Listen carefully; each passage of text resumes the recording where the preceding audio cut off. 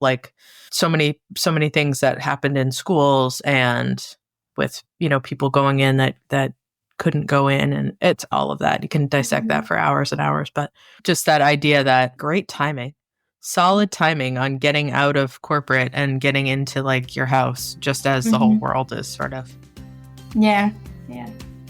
That would have been a tricky, 2 weeks notice or whatever into COVID. Be like, I'm actually leaving. I'm already home and I'm not coming back because I'm just going to do this thing myself.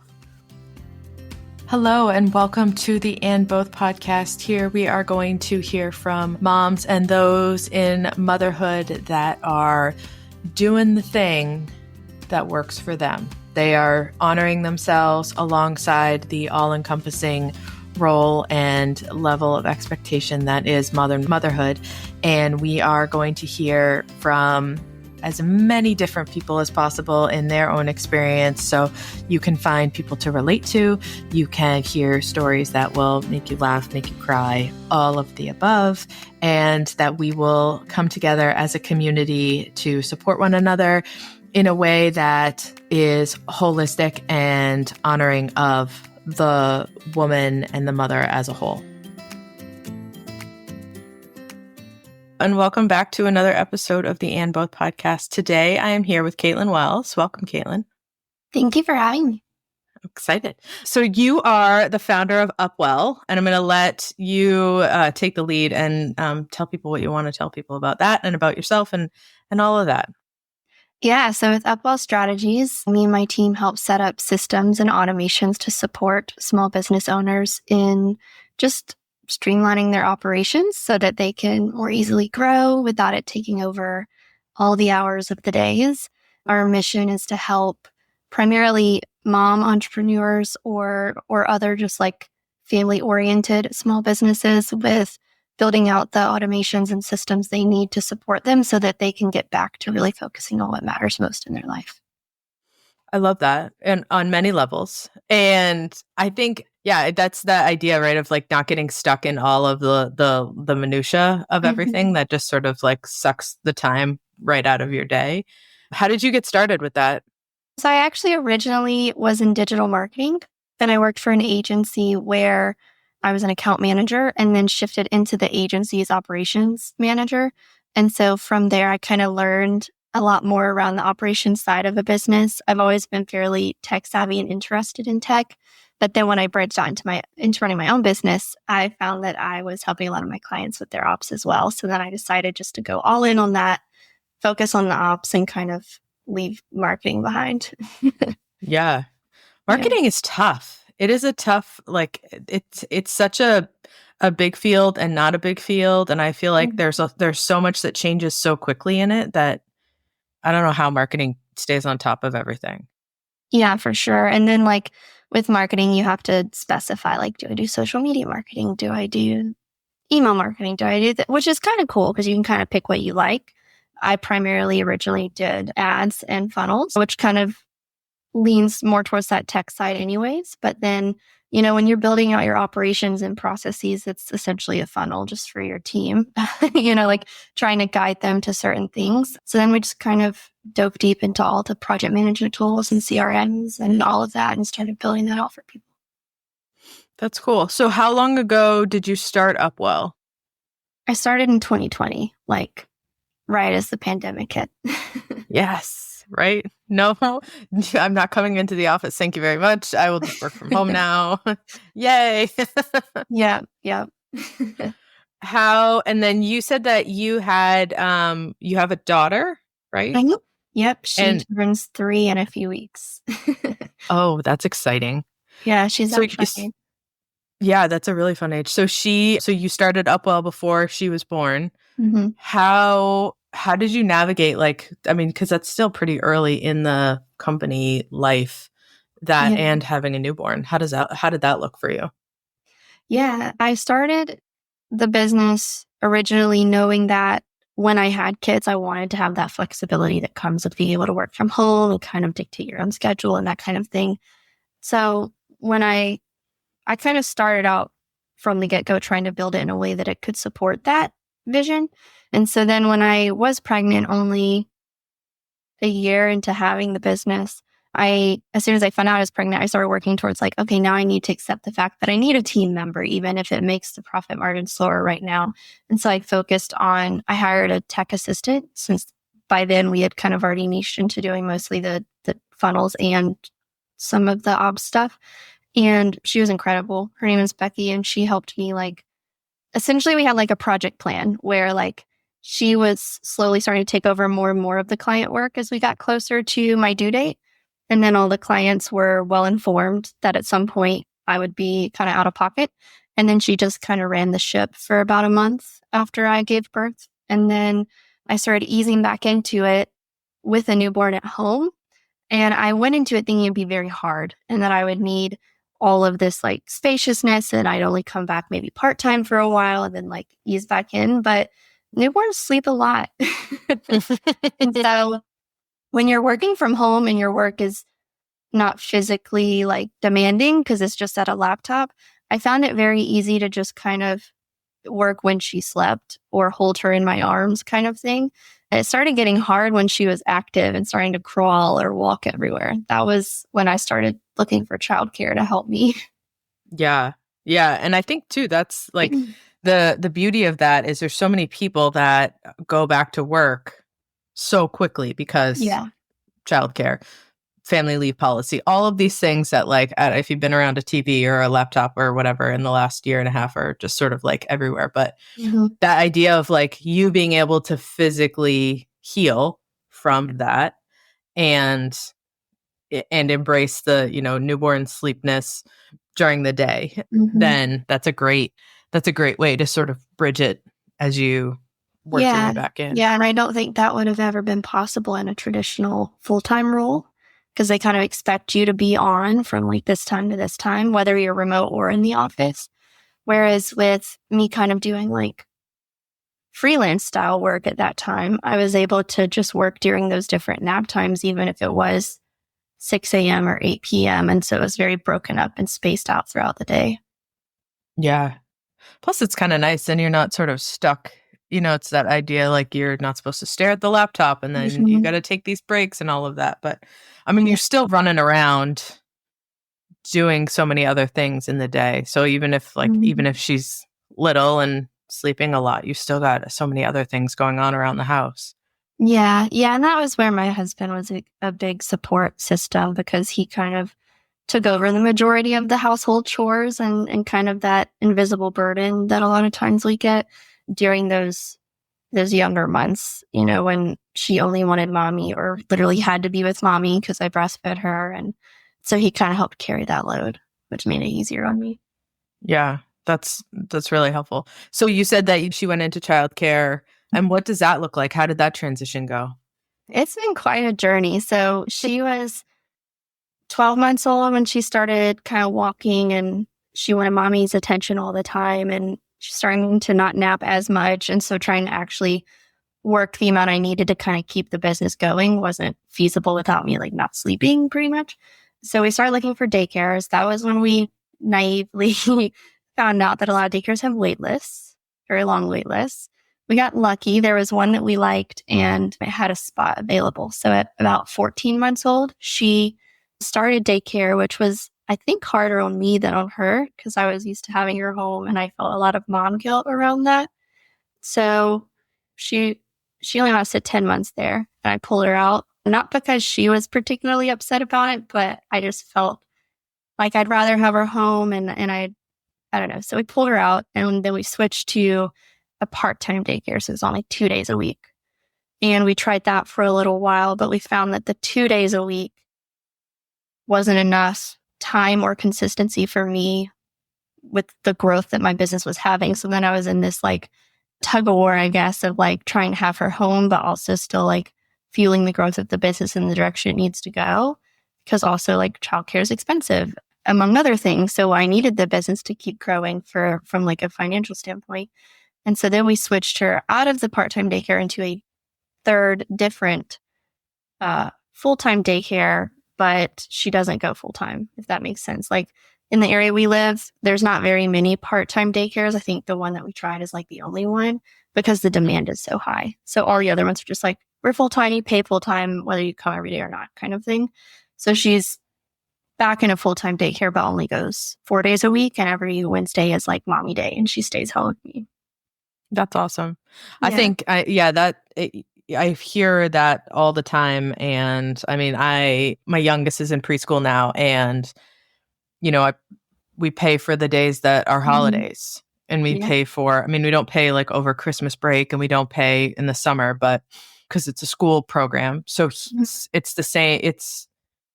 It blows my mind. Like, I get both sides of it, which is, impossible, right? Like, the people that are working there, they need to get paid. The daycare needs to operate and all of that stuff. But at the same time, like, if you only want 3 days, but you have to pay for 5, and the fact that it's just like, well, that is what it is. Like, and it is what it is, because there's no, like, you can't, it's not like you can shop daycare, with these wait lists and all of that. It's madness. Yeah. The third one we got in, we had actually been on the wait list for 1.5 years. We had gotten on the wait list when we first started looking when she was 1 year old. And we were in the part-time daycare, and they randomly called and were like, hey, she's next on the list. Are you guys still interested? And we were like, we didn't realize we were even on the list anymore.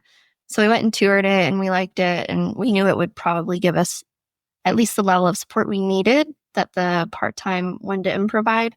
Because the part-time one was 2 half days a week. Yeah. It was only Tuesday, Thursday morning. So it still like wasn't much time. But she likes that one. She seems to love it. I think having that day in the middle of the week for her just to be home and reset kind of is good for her, but also is good for me as like mommy fighting mom guilt kind of thing. In all reality, we probably need only like 3 full days of daycare, but we kind of like let her have a lazy morning and go in late. And then we pick her up and she goes 4 days a week. Yeah, it's hard. It is such a hard thing to juggle and figure out like what you need versus what you want, because I feel like those things are so, they can be aligned. I talk to people that are like, I had a baby and I knew I wanted to go back to work, and this is what I wanted to do, and this is where it is. And then I talk to people who say, I had a baby and I just decided that I did not want to do that anymore, and we were able to sort of sort something out or whatever. And I feel like that's depending on where you live and depending on your situation, it sounds like a choice, but it's not always a choice. Oh yeah, definitely. And it's just sort of like, how do you do both, and where do you find the balance? And then you layer in the, like, what you're supposed to do that brings the mom guilt. Yeah. And it's been an interesting journey. I would say I'm at a point now where the mom guilt doesn't really impact me as much. I mean, it definitely hits if she's like, like puppy dog eyes, I want to stay with you kind of thing. But she's almost 3, and we didn't even start the childcare journey until she was 1. So it was like 2 years of us just trying to figure out what worked for us. Because when we first started looking for childcare, we were like, oh, well, you just do daycare. And so we just found a daycare. And then that didn't really work well for us, trying to take her every day and stuff like that. And so then we tried the only part-time thing we could find, but it wasn't adequate enough to leave enough like time for me to do my career ambitions with the business. And so like, it's been an interesting balance of figuring out, like, when I had her, I didn't immediately just like, oh, I want to go back to work and like, we'll do childcare. I wasn't that clear on it, but I also wasn't like, okay, I just want to be a stay-at-home mom now. I didn't feel very clearly pulled to either. It was definitely like I said, that tug-of-war between both, where I was like, no, I still like have these ambitions to grow this business and do like these things, but I also really want to be a very present and active mom, and like trying to find a balance that worked between both of those has been a journey. Yeah. Well, and two, like, if you think about, you've got to pay for full-time childcare, and then there's that thought process of like, well, if we're paying for full-time childcare, then we'll just use the full-time childcare and we'll sort it out. It's sort of this like, there's no balance in all of it if you just if you go on everything that's around you, because everything that's around you is like, we are the best. This is the best way, and this is how we're gonna, do it. Yeah. And you can find a study out there for anything. There's studies that prove that daycare is great, studies that prove that daycare is terrible. Like, you can find anything out there to justify your decision or make you feel terrible about your decision. Yeah. Oh my God. It's so true. Yeah. The internet is getting to be a scary place. How do you see Upwell growing? Like, what is it's sort of like you take time to settle into. Oh, that's the thing I was going to say before. Our daycare companies here to go on the wait list. You can go on the wait list and there's a checkbox on the application that says trying to conceive. So you can go on the wait list before you are pregnant because that's how much of a racket. Yeah. Yeah. Wow. It's a racket. It's a racket. I do have people getting on it when they're pregnant in our area. Like they'll say, this is my due date. Yeah. Madness. It's totally madness. So how do you envision Upwell growing now that like sort of not necessarily like the childcare piece is all locked down, but like you're in a space where it works and given that schedule that you have, like how do you see that growing forward? Yeah, so we launched a digital shop back in May with a bunch of different like templates and tools that I had built out over the past few years for clients. We just templatized them, put tutorials to them, kind of revamped them a little bit, and then made them products. And so one of our big goals over the next year or two is to continue doing our services, because that's in a pretty good place, but start to build out that revenue stream with the products so that we can start to kind of create this balance where the revenue that we need is being met between both the products and services so that we can have a few less projects going on at a time, or build it out in a way where we start to have a couple more team members come on to help with the services. I don't want to grow Upwell in a way where it's like this huge agency. Mm-hmm. From the beginning, I've always known like 3 or 4 team members would probably be my max that I would want to deal with in any given time. I hired my first full-time employee last August, so we're a little over a year into that, and it's been incredible, but it's also helped me kind of further validate that decision of like, okay, I know I probably don't want a team of more than like 3. And so if we were to grow out the services even more, it would just be 1 or 2 team members to kind of supplement or support me in the delivery of it, because I really value the client relationships that I have, and I really like digging into the weeds of the projects. So I think it'll continue to grow, but most of the growth will be focused more towards the product shop. I like that, because then you have two streams. One can run independently of you, and then the other one you still get to get your hands into stuff directly. Yeah. Yeah. And so how you said that you specialize really in working with like small businesses and mom-owned businesses. At what point do people find you? Like, do people find you in the beginning of it? Are they like, where in their business journey are they when they find you? I would say with the project or product templates, we have found that most people come to us when they're still kind of in that early stage or solopreneur stage. Mm-hmm. So they're looking, because a lot of the templates help with like business planning or figuring out like how to price your services well, or how to map out the process of like this service package you have from client onboarding, client offboarding, so it's a lot of like planning style products. But then when people come to us for our services, they're usually at a phase where they're starting to grow their team or have added a few team members and are starting to kind of like feel pretty overwhelmed or like things are dropping. So usually they have 1 to 5 team members, and they're coming and they just know that they need a system that's better supported for that type of collaboration across a team. Because when it was just them, it was easy for them just to like, use their journal or their sticky notes. But now they need a better project management system that can work for multiple people working remotely, across different areas, or they need to better streamline their sales and CRM process and things like that. That's, I think that's really interesting. I feel like if I looked at it face value, I'd be like, you get the people that are sort of like patching it all together, and then they're like, this isn't working, but I also don't want like, I mean, there are some CRM platforms, but platforms that are incredibly expensive. Oh yeah. Yeah. And you can just sort of like go totally down the rabbit hole. And then just sort of like in the marketing vein, like you have people that are really specialized in that specific one. And so being able to find someone to say, okay, here's what we need to do. Like, do you have ones that you work with? Do you have specific like CRMs that you work with? And platforms and things like that? Or do people bring you like their stuff? So we have a variety of CRMs and project management systems and things like that we work with, specifically because we don't want to force anyone to use any one specific one. And so all of our clients who come on for our services, we start out with just a systems audit where we review all their processes and their current tech stack.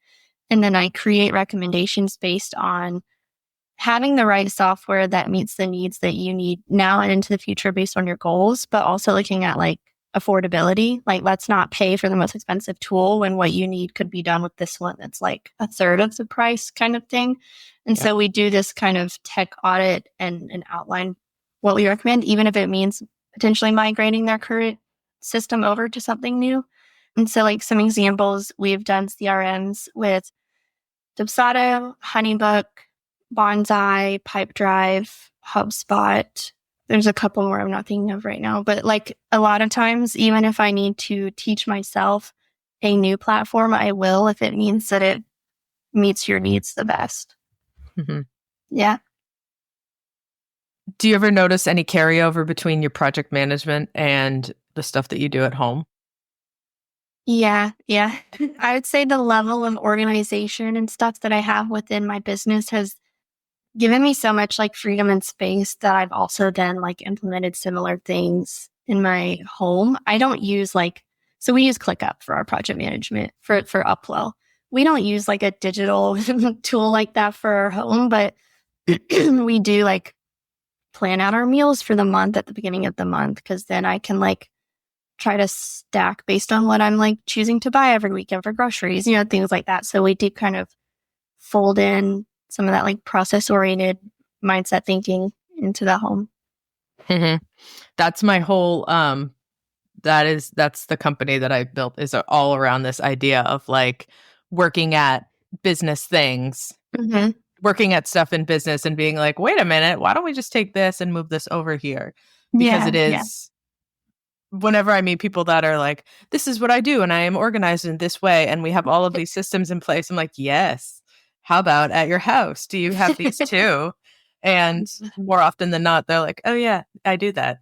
I guess I do that too. Yeah, it's also funny though. I found that like sometimes people will be hyper organized in one area of their life and then a different area is a mess. Like they might keep their home super tidy and they have like a fairly like kind of process oriented setup to how they manage household chores and all of that stuff.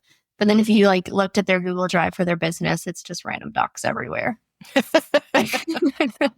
It's so, I think too, like in the motherhood entrepreneur fold, like one of the things, I mean, I'll use myself as an example because I'm not making assumptions for anybody else, but there's so many things that I do that get interrupted all day long. Mm-hmm. And so that, I feel like that's the big pull on all of these processes, is to be able to be interrupted. Yeah. And that's like, because if you are interrupted and you don't have a way to like put a pin in something or bookmark it or whatever, that's when it leads to like, it's like that tab that just stays open, or, it's like the page that's always loading. But I feel like that's when you get it, you run into that. It's like, how many people with the messed up Google Drive are just trying to like move something from one place to another, and they're like, oh, I'll just sort all this stuff out later. Also using myself as an example, because my Google Drive is a disaster. It's a disaster. But I know where everything is in that disaster. Yeah. But it's not, Yeah. I think that it's a really hard thing to figure out, like, too, like when you're starting your own business, like how, how you work when you're operating in the confines of someone else's role and expectation. But like, how does that change for you when you go into, it's like you are the one who turns the light on and turns the light off. It's not like something's waiting for you. Yeah, I remember when I first left my agency job and started my business, it took me a few weeks to kind of just figure out a good schedule for myself. Because it was like, since I didn't have to be on by 8 a.m. every day, I didn't have to stay on until 5 p.m. It was like, when do you actually work? Especially in those early stages when like you have maybe one client or no clients and you're just like trying to do stuff to get started and get the ball rolling. And it's very easy just to be like, I'll go watch TV now. It took a little bit of like self-discipline and creating of a routine. Well, yeah. And you also started your business during like the beginning of the pandemic when Yeah, everyone so there was was like, nothing else to do. Yeah. sourdough and reruns and Oh, yeah. sweatpants. And Yeah. Working from home, trying to find clients, but everyone's like just in their house. And yeah, I learned how to make bagels that year. jealous. Yeah. Yeah. It's very time consuming. I would say just buy the bagels at the store. Yeah. That's one of those things. It's like croissants. Yeah. I always am like, oh man, my house would smell so great if I just had those coming out of the oven. But like, the process that goes into those things. No. Oh, it takes forever. I've watched enough baking shows to know I don't want to do that. I know that. There you go. The pandemic was just research on the things that I want to learn how to do and not learn how to do. Yeah. Delicate French pastries, not one. Not one for me. Yeah, I think that is too like the idea of having to sort of like come up with this structure and how that also mirrors like parenthood. It's like you come home from the hospital with a new baby and you're like, okay, well, you're here and I'm here. How do we figure out what to do next in this situation? Yeah. Yeah. And how did that go? So for you, when that went, you've like got this system down and then baby comes home with you. How did that all sort of like layer together? Like you said that she slept a lot during the day. I'm assuming during the day, but slept a lot. And so you get to do that stuff. But like, how does that whole routine for you, independently of you working at home, how did that all evolve? Yeah. So the routine I had formed pre her being born got completely flipped on its head, which is expected, I guess. But I would say this first few weeks when they wake up like every 2 hours to eat, those were kind of just survival mode because you weren't sleeping at night either. And that was it. That was when I was not working. I was just like taking time to heal and enjoy newborn, and Becky was running the ship for me. But when I first started easing back into work, I did no client meetings or calls. For like, I think that first month or so after like coming back in. And that was because her schedule, Erilyn's schedule, my daughter, was unpredictable. So I was like, I don't know if she would actually be napping at 10 a.m. for me to say I can do a Zoom call with you. And so it took a little bit of time to kind of figure out her schedule. But I felt like because they're growing so fast that as soon as we'd figure out a schedule for her, she'd like hit a growth spurt or something and then it would change, so I had to learn how to be very adaptable and very flexible. And when I did start taking client meetings, they just had to know that they may or may not see me holding a baby during the call. And they were super understanding and stuff. I think that comes with the fact that most of my clients were other women or moms. So that was hopeful. But that whole first year, I felt like my schedule and routine had to change every few weeks because her sleep schedule and eat schedule changed every few weeks. Yeah, it's a lot. It's a lot of change. Yeah. And then did you feel the pressure then? Because when you're used to that like corporate setup and then you're starting your own business, it's like, I am the business, right? So you're on a Zoom call and you're like, I am the business. Here I am. Like my face is right here. So when you answer that first Zoom call and all of a sudden like things go from like all handled and like cool in the background to like someone just screams like they've had their arm ripped off as like the client's face pops up and you're like, yeah. How do you navigate that? So I only have one child, so I never had like the two fighting in the background to fight with. And she was honestly a very happy baby as long as you were holding her. So if she did start crying, it was like a quick scramble to like pick her up from her little bouncer or her swing and hold her, and then she would usually be fine. But I would try to intentionally have meetings scheduled when I knew she would either be asleep or be eating, because I could like feed her a bottle while talking and she would be happy. But I think we were spoiled. Like, I feel like whenever we have our second child, if it's not as easy as her, we're going to be like, oh boy, is this what everyone else deals with? But she was a fairly happy baby. She wasn't too hard. Hmm. It's nice too, like to have that, like when the person on the other end of the call is not someone in like, a three-piece suit who's Mhm. staring at you going, what are you going to do for me? And you're like, Yeah. well, I got a lot going on. Yeah. Yeah. No, all of my clients were super understanding and flexible. And I was really grateful that I had honestly kind of unintentionally kind of just like pulled in clients that were like that. Like I was only a year and a half into the business by the time Erin was born. So in those early stages, you kind of say yes to any client you can get for Mhm. your services because you're just trying to like get it going. But I was very fortunate that the clients that I guess were attracted to hiring me were all just really good people, really understanding people, really casual people, not like, in the three-piece suit sitting there waiting on you to tell them something. Mhm. Yeah, and also like having that time of year or that time of life where, everyone's on a call and everyone is like the news reporter with the kid crawling in the back room. And Yeah. I think that, I mean, I guess it's, we can always talk about like the good and the bad of so many situations in life, but I feel Hmm. like that's the good thing, like humans as humans, instead of just sort of like pretending to be on a Zoom and like, oh, I'm nowhere. Meanwhile, like everything on this end of the screen is Yeah. going bananas. Yeah. Uh, Yeah. I think COVID definitely helped us all kind of create a little bit of a more casual culture around company meetings and stuff.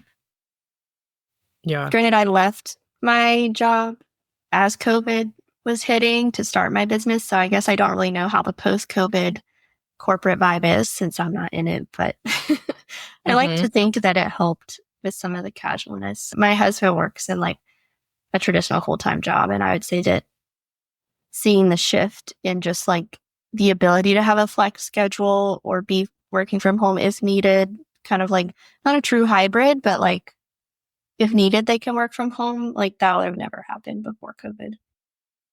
I know. And I can't understand why. I mean, I guess I get it, but like there's so many things that have changed for the better Hmm. in people's lives from just that idea of like when you can't, then you can't, and then you adjust. I think there's a Hmm. lot of parts of it that are really terrible, like so many things that happened in schools and with people going in that couldn't go in, and it's all of that. You can dissect that for hours and hours, but just that idea that great timing, solid timing on getting out of corporate and getting into like your house just as the whole Hmm. world is sort of. Yeah. Yeah. That would have been a tricky, like, 2 weeks notice or whatever into COVID. Be like, I'm actually leaving. I'm already home and I'm not coming back because I'm just going to do this thing myself. Yeah. Yeah. Well, so the agency I worked for was remote. So it was already kind of a work from home situation, but just still with the very rigid, like corporate, you clock in, you clock out, you do all these meetings kind of structure. So what is coming up for you then? Like in terms of what is, like you said that you're growing these streams of things. Like Mhm. where do you want this in like 5 years to be? Honestly, 5 years from now, I don't know if I'm like on the fence. I don't know if I want it to be like this flourishing thing that I'm continuing to grow and like run, or if in 5 years' time I would want to be like taking this thing I've built and selling it because I have like four other businesses I want to do in my lifetime. And so I'm growing it as if I were to one day eventually need to exit just so that it's like the foundation set. And you really should kind of grow your business in that way anyways, because it just means that you're building it to not be 100% reliant on you. But I could see myself doing Upwell for a very long time but like growing it in a way where it doesn't require all of my time every week so that I can then explore those other business ventures I want to do or grow it to a point, sell it, and then let that fund the next business venture kind of thing. I like that. Yeah. I'm into like a corporate idea. Like no one goes 40 years with gold watch anymore. Mhm. So like how do you know when that's done? Like how do you have like markers for like this will be if I get to this point, then I will make a decision about whether or not I do this or this. I reach this revenue point or something like that. I think right now I'm more so going off of feeling, like gut feeling. Like right now it supports our lifestyle. It gives us the flexibility to move around. So like we were in one area where my husband was working as an engineer. He wanted to do a career switch. So we moved back to like a university town for him to go back to school. He just finished that up. So like I need to keep a business going that is remote and like location independent right now. One of the other businesses I eventually want to do is a bakery, actually. Speaking of like croissants and stuff. I don't know if I'll go down the road of croissants, but I do enjoy making like bread and different pastries and things. But like starting this type of online business versus starting a bakery, two very different like startup costs, you know? Mm-hmm. And so plus like I don't want to start a bakery if we're going to leave 3 years later for him to go wherever because he's done with his degree kind of thing. So it's kind of like these different lifestyle stages of as long as I'm still enjoying Upwell, I'm going to keep running Upwell. And as long as it's still supporting us with like the level of location independence we need, cool. But as soon as we're a little more settled and he's done with his PhD and like all of that, I would probably start trying to like prep the business more for that type of exit, whether it's a selling type of exit or I'm just not a super active in the day-to-day type of owner to then be able to start to fund the startup costs for the bakery. Does that make sense? Yeah, it does make sense. My wheels are spinning. The silence is my wheel spinning. I do like that you tie that to these different stages of your life. Mm-hmm. Because I think too, there's that idea of like in a career, you've got to figure out what you want to do, right? When you're like 6, when you decide that you're going to be a firefighter or an astronaut. Yeah. But then like once you get out into a career, I think people attach so much to that career in terms of what it needs to do for you from 0 to, from 20 to 65. Like, so if you're doing something as a career when you're 25 and then you have kids and then or you get married and have kids and buy a house and however that happens or doesn't happen. And all of those different stages, it's this idea that like the career has to be the constant where you flip that and it's saying like, we are the constant and the career has to interact with us in a way that makes sense for us. Yeah, 100%. And like everyone, when they're talking about like their mission and their why for their business, we always want to make it sound super grand and like we're doing like this big, like world changing thing, which is like great. Like we need to go after like trying to make an impact, but we're also all selfish people too. Like we need to meet our own needs. And so a lot of times when people would ask me in that first year or so, like, why'd you start your business? I was like, so I can be home with my kid. Like that was the answer.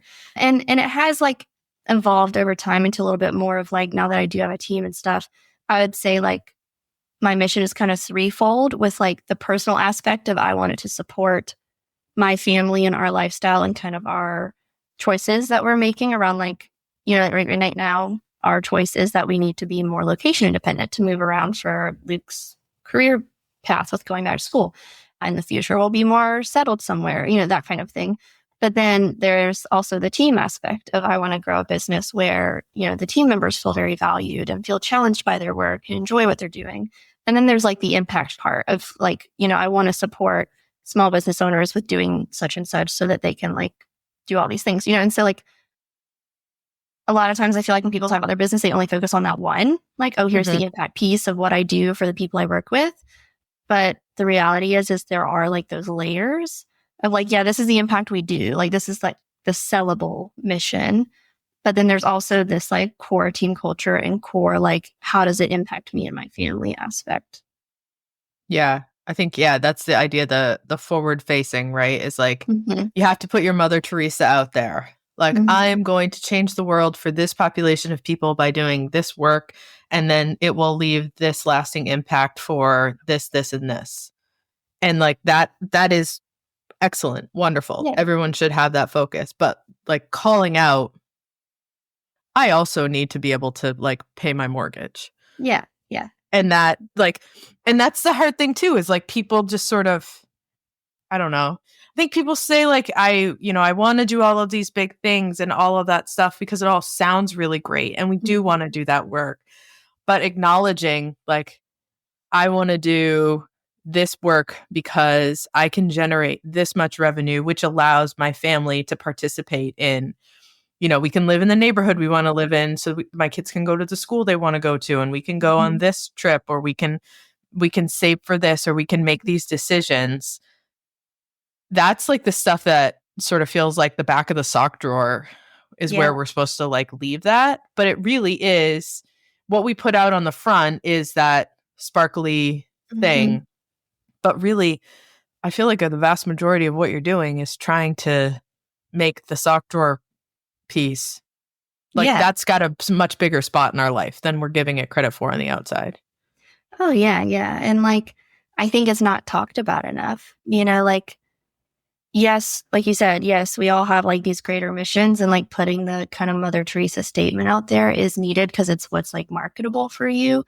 But at the end of the day, it's like, if your needs aren't met, or you're not like building out your own like family goals that you guys have, you're going to feel like unfulfilled or stressed. And then your desire to do whatever that greater impact mission is just going to start to crumble. So you also like need to take care of that kind of behind the scenes type of mission as well, so that you do feel fueled and excited to continue to do the work you're doing, which then does do the greater impact. Yes. And that is definitely something that needs to be put out there more. Yeah. I'm going into fundraising. I don't know when this episode will air, but I could be doing that then. But going into fundraising, and the people that I talk to about that, like they talk about in pre-seed funding, people need to, these are all of the costs that go into that whole piece, right? One of the big things, and I was a part of a women's accelerator, and I've been a part of these like women in business and networking pieces and all of that. And a lot of it is great. The variation in those groups, in what people who are going to fundraise say about salary as a CEO in the fundraise, is shocking to me. There are like so many people are like, well, range, like how big? Huge, like 0 to like, I would say the average is like 60,000. Okay. So there's like 0, 60,000. And then every once in a while there's like, here's what it is. But that like the larger salaries are usually based on like a company that is sort of really taking off quickly. And it's how they're going into fundraising. It looks different than, ideation stage kind of development piece. But the conversation around the founder themselves saying, well, I should just be doing this because I believe in the mission, and I need to just sort of like focus on that. Then you get into conversations with VCs in these groups that come in, and they speak to like the people in the accelerator, or like when you meet with companies, and they say over and over again, if you're a founder and you take no salary, that's actually not a good thing.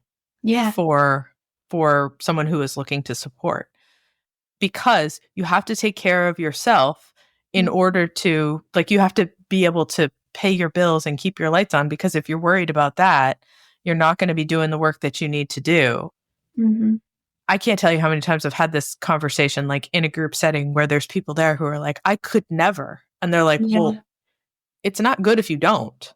Yeah. Like at the end of the day, the world requires money, and it requires you to be paying your bills. And if you're not paying yourself, then you're in this level of like survival mode, just trying to make ends meet, which like blocks off part of the creativity and kind of innovation part of your brain. So I can totally see why a VC would be like, hey, if you're not going to take care of yourself first, you're a risk at this point, instead of an asset.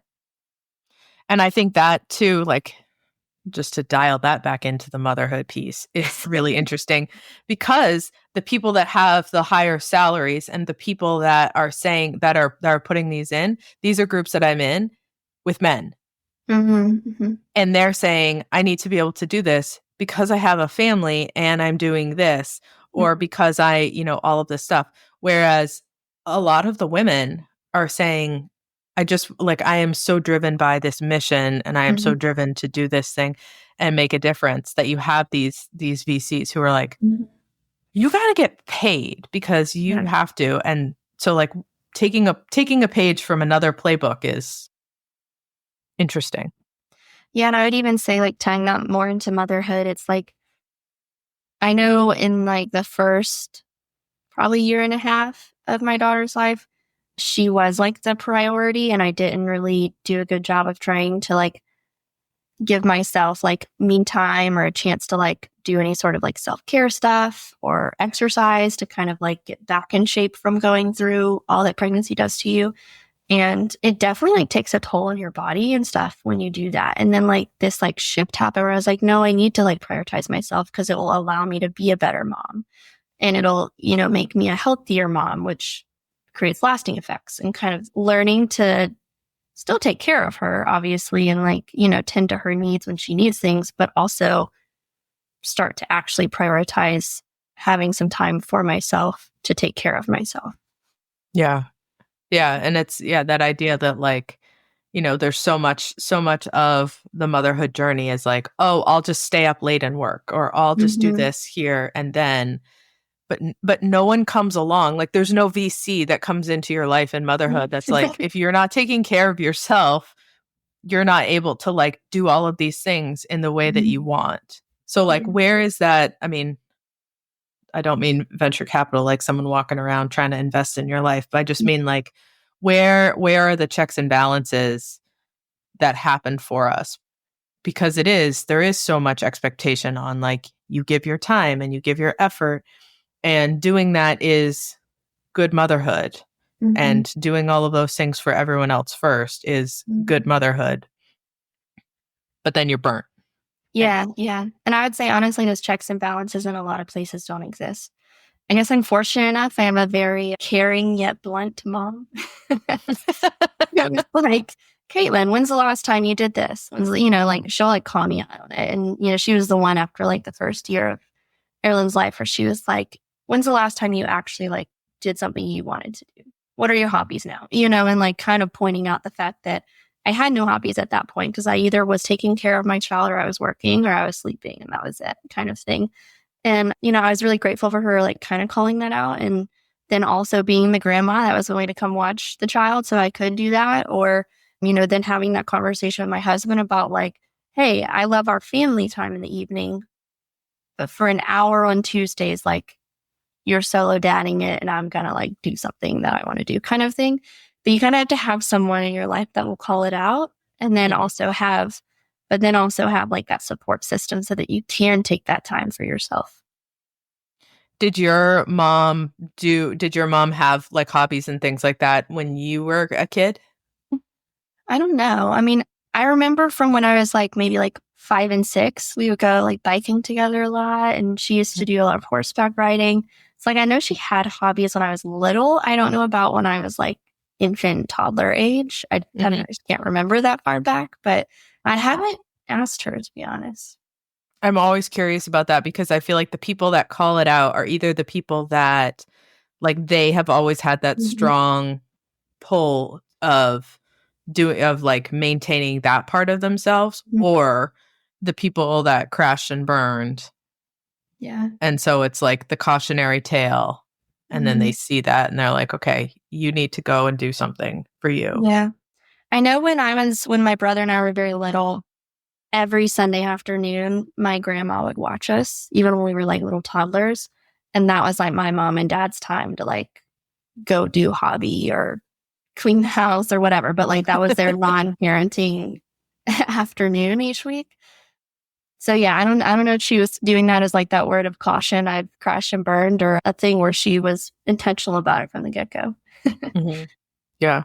I'm interested to see, like, I mean, it's gonna be many years from now, like what happens when our kids are older, and like, you know, knowing that like right now we are in this phase of the world where people are talking about this and people are trying to like putting stuff out for other people to see in terms of like trying to have balance and stuff like that, and how that will impact our kids when if they decide to have children, and what that will look like on their journey. Yeah. Yeah. I hope it's better. I hope all the conversations happening now will lead to ideally more affordable childcare, a better like a village around to help, and just better kind of, I don't want to say expectations, but maybe expectations around like the parent self-care that comes with it, because it's also kind of like when you have the baby, everyone wants to see the baby, but no one asks who the mom is kind of thing. And like, I'm starting to see more conversations around that too. And like, I'm hoping that leads to more people not just like trying to bombard a new family to see a kid that was just born, instead giving the mom that space to rest and then maybe actually like contributing to helping the mom more instead of just wanting to come hold the baby and all of that stuff too. Yeah, I hope so. I hope like there's like a difference in the amount of pressure that's placed on moms, and that you do like, that's why I ask like if how your mom came to like recognize that, and if this is like, if this is a part of the journey. And so now when your daughter, she has kids someday, are you going to say like, okay, it's been like a month and Yeah. let's think about, you know what I mean? Like, especially being so systems oriented, like how do you go into that experience in that way? Yeah, that'll be interesting to see. But that is a long way off because she is 3. And so she's got to go to school first and all of those things. Yeah. Oh my gosh. It goes fast though. It's crazy. It's 3. Yeah, I and mean, then I can't it's like believe 10. she's already 3. At least I can still like hold her. I know she's too big for me to hold. I think that'll be hard. I know. My oldest is almost as tall as me now. And I'm still like, I'm not cool with that. Like if there was a way, like a little button where you could like shrink her down and then I could just pick her up and carry her around. But I think that's what a lot of moms want, is like, you want them to grow up. Then you just want them to like that little nugget of time where they can be. Yeah. teeny. Yeah. You love the littleness and all of that, but then you're also like, okay, can you like cook your own food tonight? Yeah. Yeah. That's what I know. My kids are all old enough or big enough now that they can like come down on Saturday morning and get themselves cereal. Nice.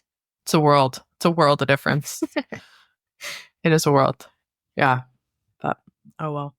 Well, I think it's amazing what you're doing, and also like having these, helping people to create these systems so that they can do more of the things that you're talking about, right? Like more of the taking care of themselves and more whether it's in business or whether it's in their personal life. So that's hugely impactful work. Thank you. Yeah. And thank you for joining me today. How about if you let everybody know where they can find you and how they can get in touch and what that looks like? Yeah, so if you go to Instagram and look for Upwell Strategies, or LinkedIn and look for Caitlyn Wells, that's where we're most active. Or if you head over to our website, upwellstrategies.com, you can click into that shop to look at the digital templates and tools we have, or check out more about me and the team and what we do. Love it. Well, thank you for joining me. Thank you so much.